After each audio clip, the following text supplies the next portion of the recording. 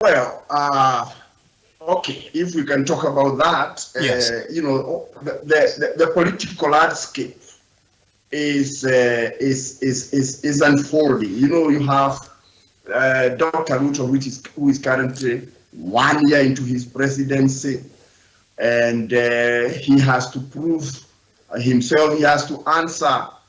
He has to fulfill the promises that he made.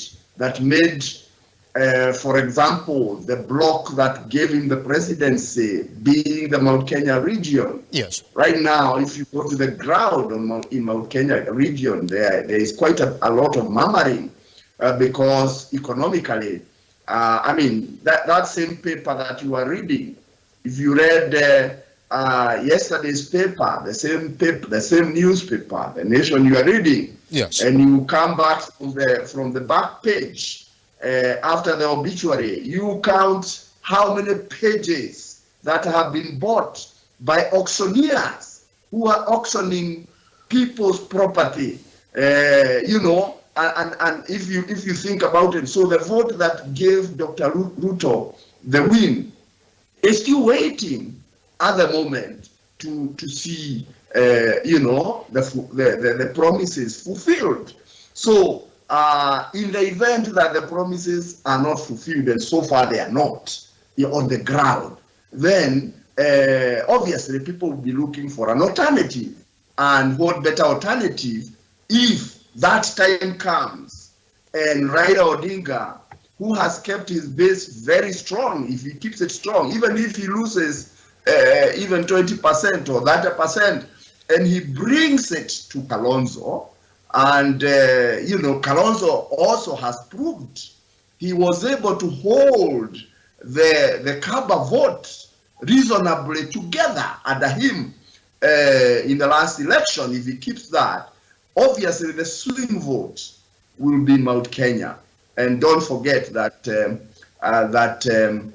when you talk about Gema, Gikuyu, Ebu, Meru, what does A mean? It's not association, it means Akaba. That's it.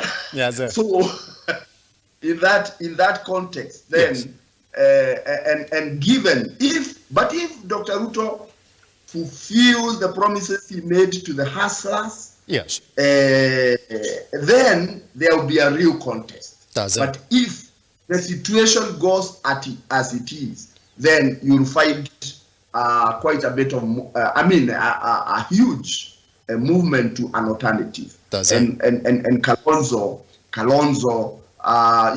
he has stood with Raila against the wishes of his people in his region, and therefore I think, in a way, if Raila Odinga did not endorse Kalonzo when the right time comes, then he would also not be a fair player, as it were. So I think we are in for interesting times, but I would rather we are having a conversation about how do we fix our economy? How do the hustlers'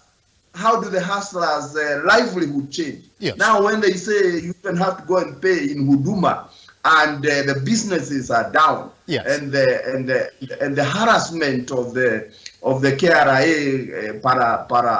paramilitary people going to the small people, all these things are unfolding, and I think they will inform the decisions that Kenyans will take. Pretty much. Gentlemen, then I beg we move into that